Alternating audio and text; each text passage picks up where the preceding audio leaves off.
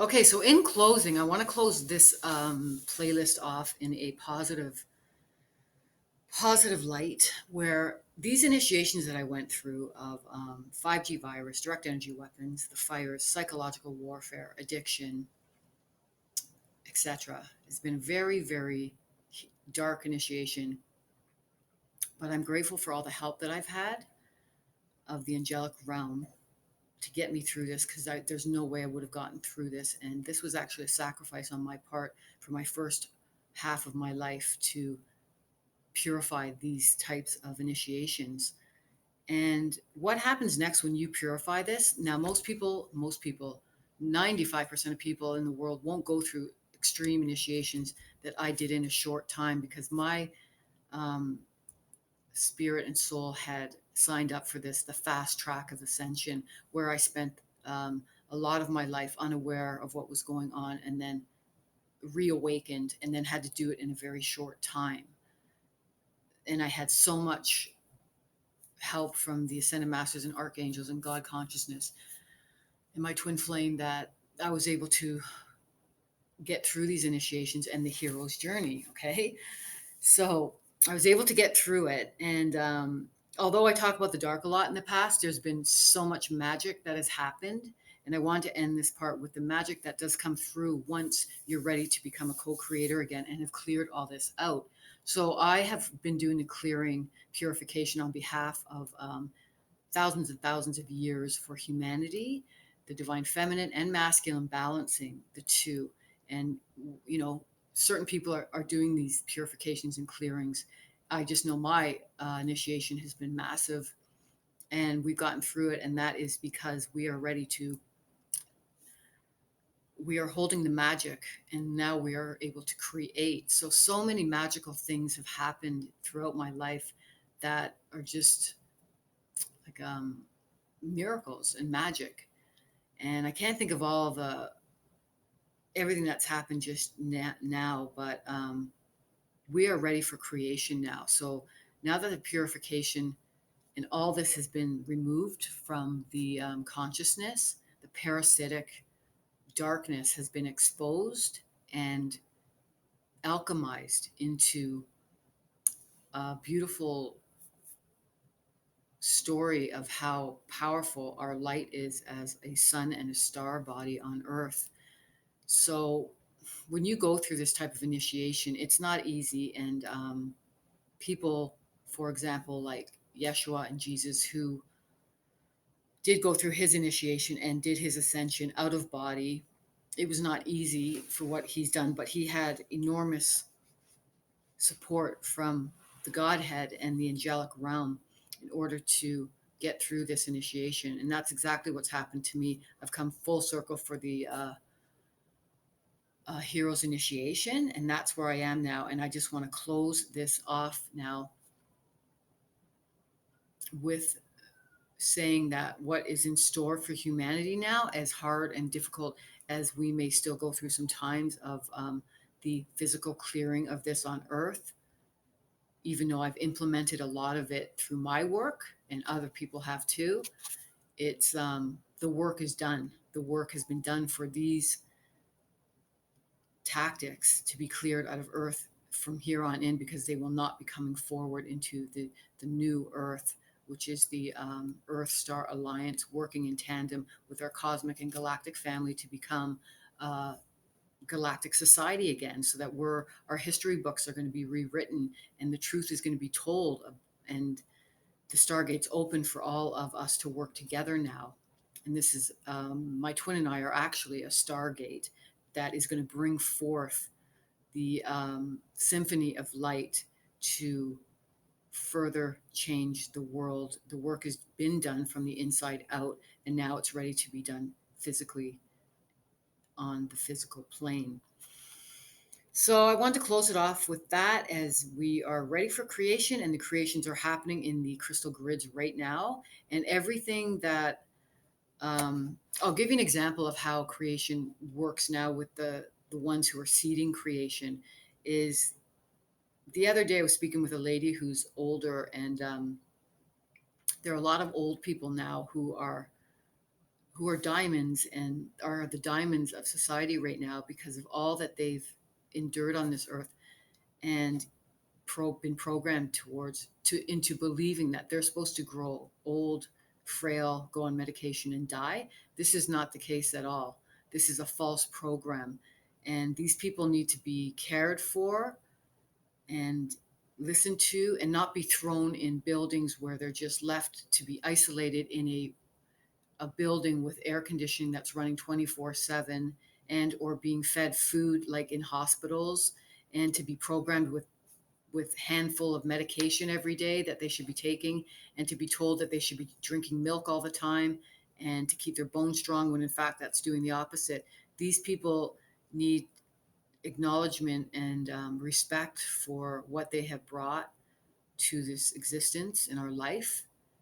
And I think a good way right now, this is an example of new creation being seeded, is that all the young people who have lost their jobs right now and don't have things to do, and then these older people who are sitting alone with all they've accomplished, just waiting for death. It just doesn't make sense. So how can we merge the two, the young new life and the older life? And the seeding of that is like, bring them together.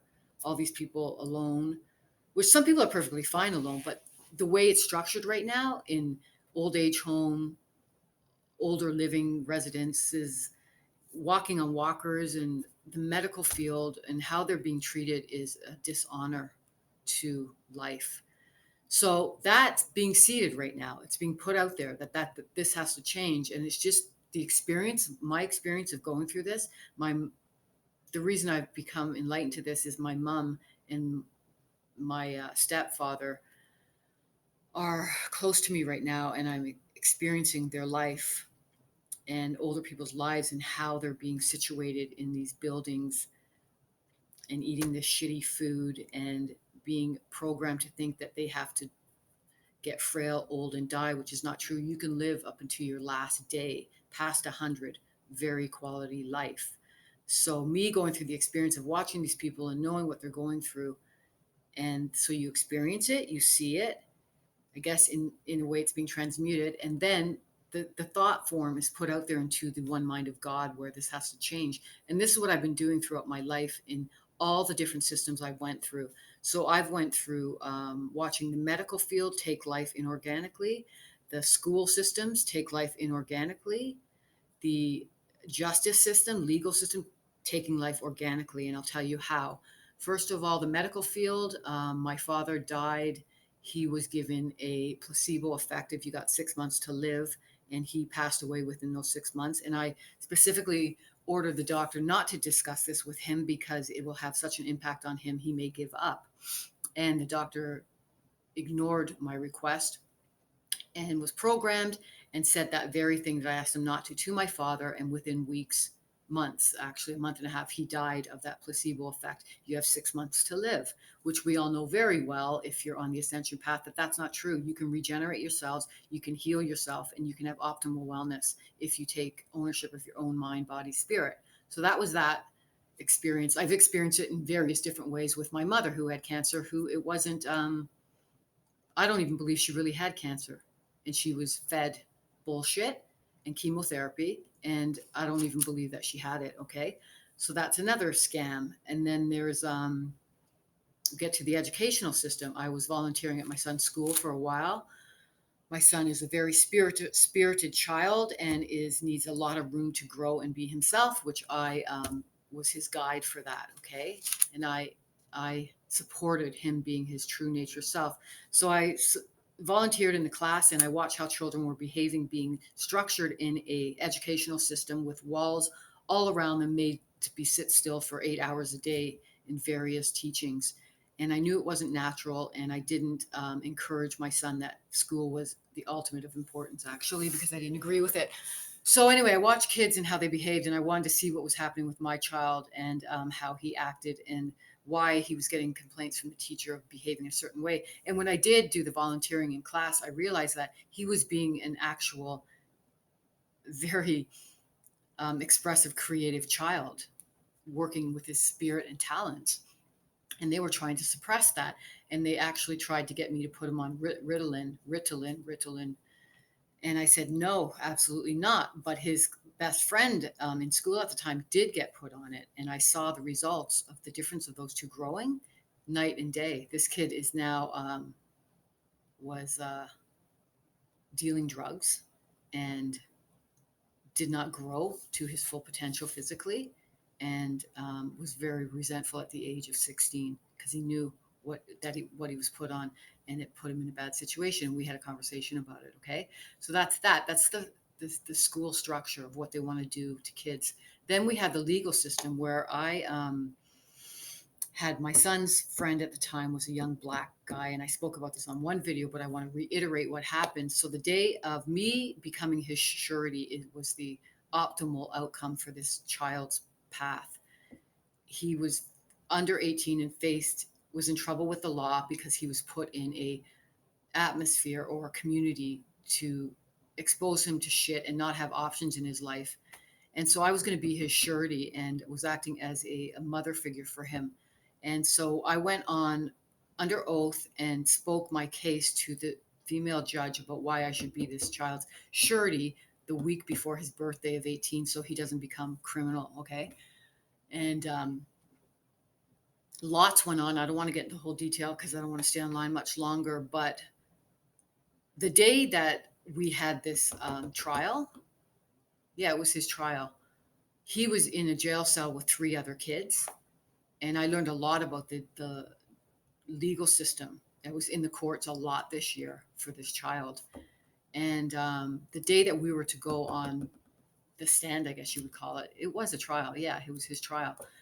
There was a big breakout in the jail cell, and all these kids, 4 of them, waiting to go for their time up within before the judge. A big fight took place, and I knew it was direct energy weapons perpetuating rage and anger because it was off the charts. These kids are just about to go before the judge to be set free, and a huge fight starts, and they start hurting each other and raging out, and chaos started. And I'm like, how can this happen right before we're going to fight for him to get out as a not a criminal at 18, and this happens? I knew it was direct energy weapons being directed at their cell to cause this chaos and make him look bad. Okay, so we came out. I said my spiel on the under oath about how I would be a good role model as a mother for this child so that he does not get put onto the path of a criminal. And everyone who was around me and knew about what I was there to do were like, you're gonna be a surety. Like, how could anyone say no to that? And this child even called me his he referred to me as Mother Teresa for the short time that we knew each other. And it was denied. The judge was programmed. She turned into a demon judge, actually, and started to throw at me. They looked into me in detail. What can we get on this person to make sure she doesn't win this case and take this child to get on a proper, good path? Because this child is a star being, okay? He had dreams that he shared with me. I know who he is. And he was compromised to become a criminal in their society, okay? So they did research on me. And so you know what they tried to throw at me? Number one, they found out that I don't pay taxes. I'm a sovereign being, and I haven't paid taxes because I had no reason to pay taxes. In a long time, I worked for myself. My financial situation was sovereign. And so she brought up the justice of the peace judge, the female demon judge, brought up basically, you don't pay taxes. So what's your situation in society? You haven't even paid taxes. She actually said something to that in that light or darkness. And then the other thing she brought up is just that recently was the year that I was going through direct energy weapons, and my son moved with his dad, and I was quite perplexed by this. And so she threw in my face the judge saying, well, we don't think that you'd be good because you're just trying to pacify your loss of your son moving out. So you want a new child to take care of. This is what she was saying. And they went on, they tried to dig in to find shit about me, and they could find nothing except for I don't pay taxes. So it was just another lesson for me to see how criminal the system is for getting children. Oh, I'll tell you another story too. Getting innocent children before the age of 18 into the criminal system, especially young Black children. Okay, I wrote another article on the Black Panther And yesterday I saw a young black, cool looking kid wearing the Black Panther to remind me of this. So the other thing that happened when I had this child named Tajay living with me, and I was his surety already once.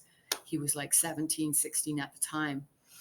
My time that I knew this child was just about 2 years.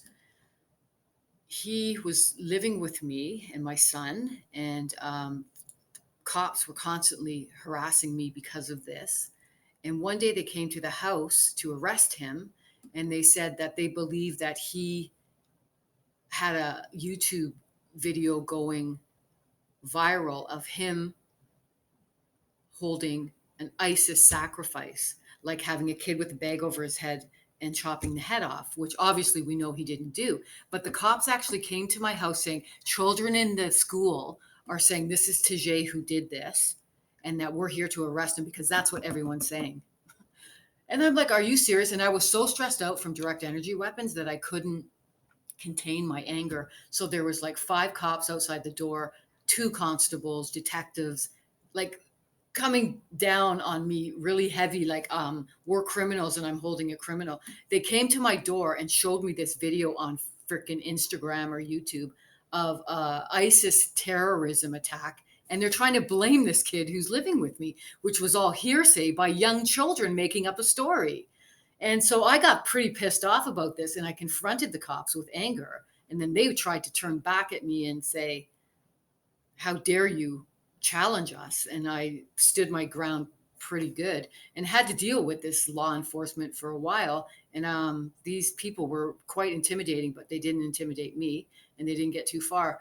So this was another lesson of what I learned about the legal system and how corrupt it is. Okay.